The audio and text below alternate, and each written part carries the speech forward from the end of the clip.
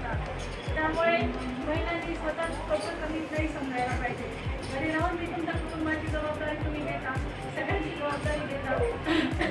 घराची लेकरं बाळाची जरी पुरुष करता बाहेर कमवत असला तरी तुम्ही घर सांभाळता. स्त्रियांचं जे संघर्ष आहे, कर्तृत्व आहे, त्यांना जे समान संधी वगैरे द्यायला पाहिजे त्याच्या हक्कासाठी आपण त्यांचं कर्तृत्वाची काहीतरी देणं आहे याच्यासाठी आपण हा दिवस साजरा करतो. तर 365 दिवस आपण वर्षाचे महिला काम करत असतात. असं आपण म्हणतो की स्त्री ही कुटुंबाचा आधारस्तंभ आहे, ही देशाचीही आधारस्तंभ आहे. कारण एक स्त्रीनं जर शिक्षण घेतलं तर पूर्ण कुटुंब शिकवते. कारण एका मुलीला शिकवणं किती महत्त्वाचं आहे आपल्याला काम. ज्योती सावित्रीबाई फुले यांनी शिकवलेलं. त्यांनी पहिली जनसाठी शाळा काढलेली होती आणि त्यांनी समाजाचं ऐकून घेऊन त्यांनी जी पिंजू दिली नाही आणि त्यांनी शिक्षणाचा पाया तिथं ठेवलेला आहे. त्याच्यामुळे आज प्रत्येक मुलगी शिकायला फ्री आहे. म्हणजे त्यावेळेस स्त्रीला मर्यादा होत्या, त्यांना शिक्षण नव्हतं, परंतु आज सगळे शिकली झाले.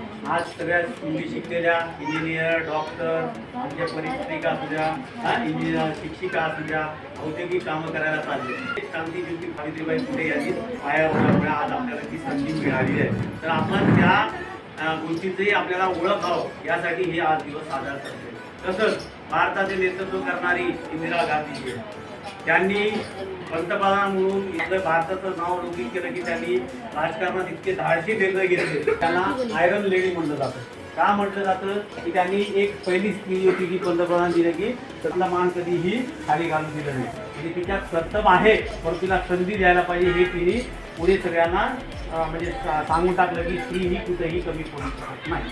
तसंच मेरी कोम जी की बॉक्सर ही एक अत्यंत ग्रामीण भागातली महिला आहे, पण तिची जिद्द आणि तिची प्रयत्न ही आज किती नावलौकिक झालेलं आहे. पूर्ण देशाला तिला नाव झालेलं आहे भारतात की आपल्याला की बॉक्सिंगमध्येही स्त्रिया पुढे जाऊ शकतात. पण याच्यावर आमच्या विराट तिनं झेप घेऊन पूर्ण भारताचं नाव रोशन केलं. असंही आज महिला आहेत. आपल्याही खेड्यागावात आज महिला आहेत. कारण बचत गट वगैरे तयार केलेले त्यांनी. सावकारकी ही बंद झालेली बचत गटामुळे तुम्हाला माहिती आहे त्यांच्या फॅमिलीसाठी त्यांनी पैसे देतात जेणेकरून सावकाराकडे आपल्या. तर स्त्रियांचंच हे धाडसी निर्णय जे आहेत आज आपल्याला कुटुंबाला दिलेले आहे. मग त्यासाठी त्यांचेही नाव घेणं गरजेचं आहे.